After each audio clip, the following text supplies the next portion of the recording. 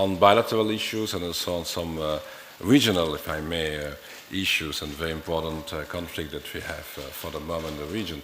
First of all, on the bilateral relation, I want to thank again Adel about the way to receive our delegation in November in Riyadh, because it was a very important bilateral mission to discuss on different points. And first of all, we'll make some progresses in the exchange of informations between our two intelligence units in charge of the financial data, and it will be possible with an MOU, maybe in the near future, between our intelligence unit and the intelligence unit in Saudi Arabia. And I'm sure it's important to do that. We make some progress also about the transparency in line with the financial help to some mosques or to some schools in Europe. There's a specific legislation in Saudi Arabia about that, and we will try to work together. And about the mosque in Brussels, I'm sure that we have now an agreement, and we are going further with the Department of Home Affairs about the way to have more involvement of the local Muslim community in the management of the great mosque here in Brussels. So I'm sure that we are making a lot of progress, and I've said we will continue also our dialogue about the human rights and the women's rights, and we will organize, I said, in 2019 in Brussels, a World Congress about the death penalty, and it will be a pleasure to have maybe the participation of Saudi Arabia in such a Congress to try to organize a dialogue on that. And of course, just also to say that we have discussed on some individual cases, but it's all the time between the two countries, very important also to exchange on that. Just not to make a tour of the different regional situations, just first of all to thank you, Adel, again about the way to unify the opposition in Syria. I received yesterday Nasser al-Hariri from the SNC, and it's very important to see that they are committed to go to negotiations, and now we try to have the same commitment from the regime in Syria, and I'm sure that we are on the same line in the way to try to organize a process to have a real discussion about the way to share the power in Syria in the future. Thank you also for the possibility to have an access in Yemen through the two ports now with the humanitarian help. It's very important to do that, because we are sure that we need to do more for humanitarian reasons in Yemen, but again, we try to see if it's possible to reach a political agreement in the country.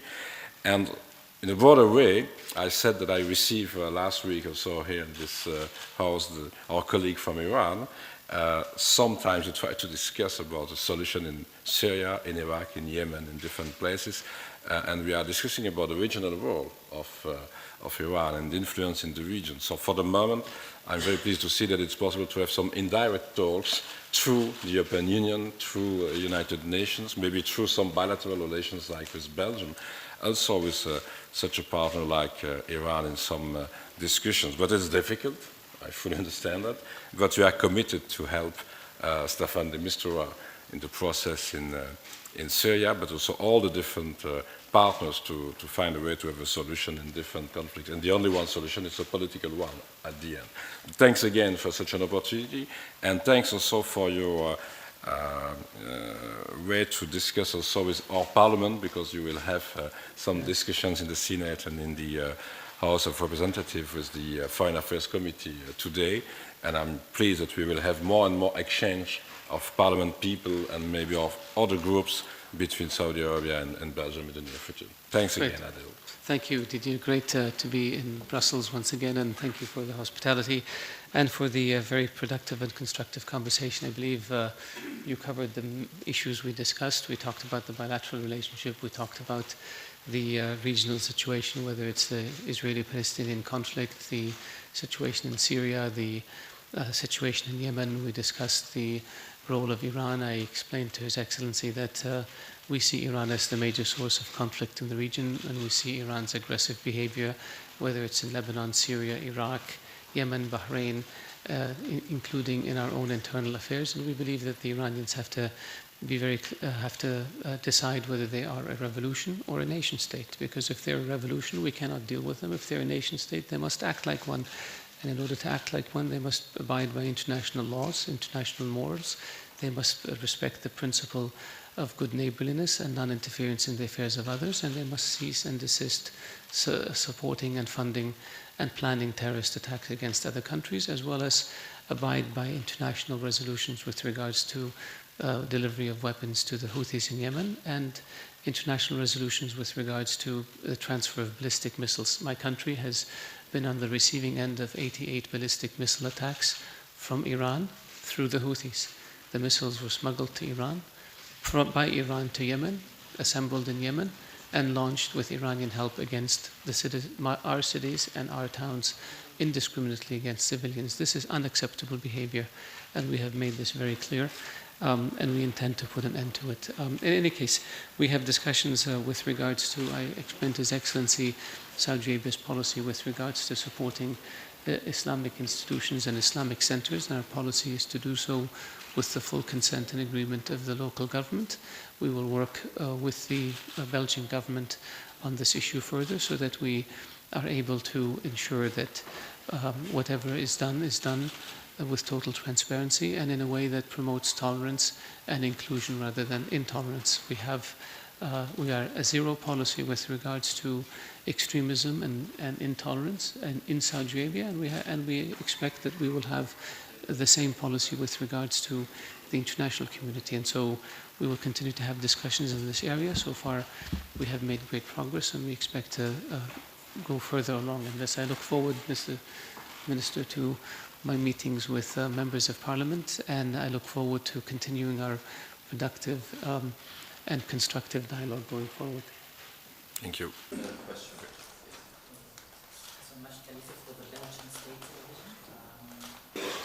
Well, thank you. It's great to be in Brussels, as I mentioned earlier. I think the Kingdom of Saudi Arabia is implementing its Vision 2030, which is a comprehensive reform program that involves diversifying from oil, opening up the country to investment, both domestic and foreign, that involves empowering women, empowering youth, that involves making our government more transparent, more accountable, more efficient, that involves unleashing the potentials of our citizens. We cannot, and part of those reforms involve taxes, value-added tax, it involves fees, it involves, as happens in every normal country. Foreigners coming to Belgium and working in Belgium pay taxes. There's nothing wrong with it. Foreigners living in America pay taxes. And so in the Kingdom of Saudi Arabia, we want to be in line with what other countries are doing. And so there is a small tax that is levied at, or fees at foreigners in Saudi Arabia or their families. I don't know that we've seen many foreigners leaving Saudi Arabia, because I believe in the end it's a personal decision. The income you make after you pay your fees, is it better? Is it better for you to continue or not? But we have not seen the outflow of foreigners living in Saudi Arabia who have left Saudi Arabia because of the fees. With regards to the peace process, I believe the U.S. administration has indicated that it is working on putting together a plan for moving the peace process forward, and we are all waiting to see what that plan entails so that we can see how one can engage. So to be concrete, we don't want to organize renegotiation, we want to implement the JCPOA, and we are sure that is the best way to do, not only to have a correct implementation of such an agreement with Iran, but I said also to different partners to be sure that it will be possible to negotiate other agreements with other partners if you want, maybe in the near future, to discuss with North Korea about a nuclear agreement. You need to prove that you are able to implement other agreements like this one with Iran. But about Iran, we are also committed to engage with Iran about the ballistic missiles and about the regional role and the influence in the region from Iran. And I've discussed that last year with Rex Tillerson in Washington and also here in Brussels. And we try to find a way with the US to engage with Iran on that. And so it will be a set of discussions, the JCPOA on one side, but also with complementary discussions on the ballistic missiles and all the regional role and the influence of Iran in the region, because we are sure that we need to engage in that, but not inside the framework of the nuclear agreement of the JCPOA. We need to do that separately, but of course with the same kind of commitment from all the partners. It's very important to engage on that, and we'll try to do that. With regards to Iran, I think when we look at the overall problems that Iran presents, they have to do with a nuclear program and a desire to acquire a nuclear capability that must be stopped, and I believe that's what the JCPOA is trying to address. They have to do with Iran's support for terrorism. They have to do with Iran's export of ballistic missiles. And as a whole, this all has to do with Iran's interference in the affairs of the countries of the region. That is very negative. With regards to the nuclear agreement, we believe that the agreement needs to be improved. We believe that the sunset provisions with regards to the limits on Iranian enrichment need to be extended indefinitely. And we believe that the inspections regime has to be enhanced so that it includes non-declared and military sites to ensure that Iran cannot acquire a nuclear capability covertly. But the nuclear agreement by itself is not enough unless we have serious sanctions related to Iran's support for terrorism, and unless we have serious sanctions related to Iran's ballistic missile program. And this is how we send a clear message to Iran that its behavior is unacceptable, and this is how we hold Iran accountable for its violations of international law and for the sovereignty of other countries. I'm Capel from the Belgian television. We hear that the situation the humanitarian situation in Yemen is catastrophic. The humanitarian situation in Yemen is catastrophic. I agree with you that the war needs to come to an end, but this is up to the Houthis. They're the ones who hijacked the country. They're the ones who took over the government. They're the ones who sent child soldiers to the battlefield in violation of international humanitarian law. They're the ones who laid siege on towns and villages and prevented humanitarian assistance from reaching those who need it, and which led to the starvation. They are the ones who have launched more than 300 ballistic missiles indiscriminately at towns and villages, 88 of which targeted my country. They're the ones who steal humanitarian assistance and sell it in order to fund their war machine. They're the ones who robbed the central bank of $3 billion in reserves.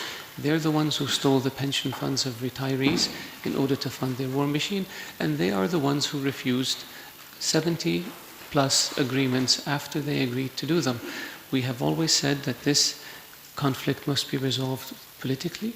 We have said that this conflict must be resolved Yemeni to Yemeni basis, that this conflict must be resolved on the basis of the GCC initiative, the outcome of the Yemeni National Dialogue, and UN Security Council Resolution 2216, and the Houthis kept rejecting it. We believe we have opened up the port of Hodeidah and the airport in Sana'a and all ports in Yemen after we worked with the UN to enhance the inspections regime of ships going in. No country in the world has provided more humanitarian assistance to Yemen than Saudi Arabia has. And we will continue to do so. And we will continue to enhance humanitarian assistance to Yemen, because if Yemen suffers, we suffer. We have taken in almost 1 million Yemeni refugees in Saudi Arabia who came to Saudi Arabia as a consequence of this war, and not one of them lives in a tent. We gave them legal permits so they can get jobs, so they can go to school, and so they can have access to healthcare. We have no intention of continuing this war for one day, but it is not up to us. We are doing this to protect the Yemeni people from a Iranian-backed, Iranian-inspired, Iranian-supported militia that is determined to take over the country. The Houthis represent 50,000 people out of 28 million. They have engaged in this aggression and they have hijacked the country. And we are doing this on the basis of Article 51 of the UN Charter, and we are doing this in response to the request of the legitimate government, and we are doing this in order to protect Yemen and prevent it from falling into the hands of a Hezbollah-like militia. A country that is at a strategic location, a country that is a neighbor of ours, cannot be controlled by another Hezbollah. That's why this is going on, but we have every intention of supporting the UN Special Envoy in his attempts to mediate a political solution, and we are working now with Yemen's political parties to have a unified political front that can deal with the Houthis in a way that causes them to cease and desist from their takeover of this strategically important country. We have discussed about the humanitarian situation just to explain that, and we are welcoming the evolution to have a better access to the country. So for the moment, there is a reopening of the two ports, Odeida and Salif, and there are new flights from UN to Sanaa, so with Sanaa Airport. So we try to enhance the capacity to support the population with humanitarian help. And there is a real progress on that with a better access to the country, because it was the problem in the last weeks and months. But of course, we are also asking for a political solution and to stop the war in the country.